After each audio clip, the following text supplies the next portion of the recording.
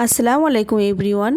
আজ আমি আপনাদের সঙ্গে শেয়ার করব চিংড়ি মাছের দো পেঁয়াজা। বাড়িতে থাকা সামান্য কিছু উপকরণ দিয়ে এই দো পেঁয়াজা তৈরি হয়ে যাবে। তে মাত্র 10 মিনিট সময় থাকলে এই রেসিপিটা তৈরি হয়ে যাবে। এই রেসিপিটা বানানোর জন্য সবার প্রথমে কড়াইয়ে আমি সরষের তেল দিয়ে তেলটা গরম করতে দিয়ে দিয়েছিলাম। এবার মাছগুলো আমি দিয়ে দিলাম। আর হ্যাঁ, আপনারা সবাই কেমন আছেন? আশা করছি খুবই ভালো আছেন। আমিও খুব ভালো আছি।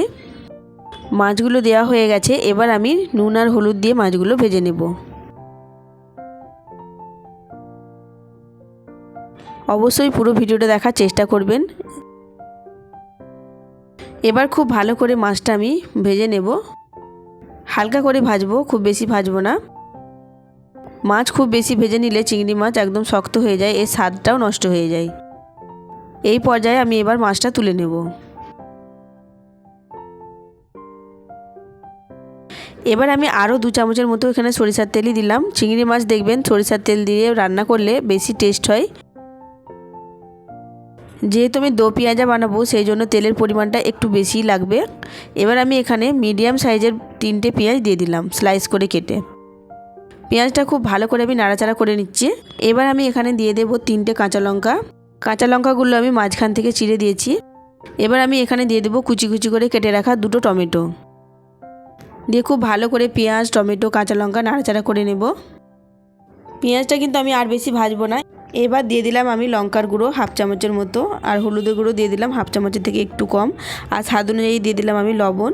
দিয়ে খুব ভালো করে আমি পেঁয়াজটা আবার কষিয়ে নেব, যাতে করে পেঁয়াজ, লঙ্কা, টমেটো খুব ভালোভাবে সফট হয়ে যায়। দেখে বুঝতেই পারছেন পেঁয়াজটা আমার খুব ভালোভাবে ভাজা হয়ে গেছে। এবার আমি অল্প একটু দিয়ে দিলাম জিরের গুঁড়ো। ভাজা জিরের গুঁড়ো দিয়েছি আমি। এবার মাছগুলো দিয়ে দেব। মাছগুলো দিয়েও খুব ভালো করে আমি একটু কষিয়ে নেব। এইভাবে একবার চিংড়ি মাছের দো পেঁয়াজা বানিয়ে দেখবেন, খেতে দারুণ হয় বন্ধুরা। এই একটা তরকারি দিয়ে আপনারা ভাত অনায়াসে খেয়ে ফেলতে পারবেন, এতটাই মজার হয় এই রেসিপিটা।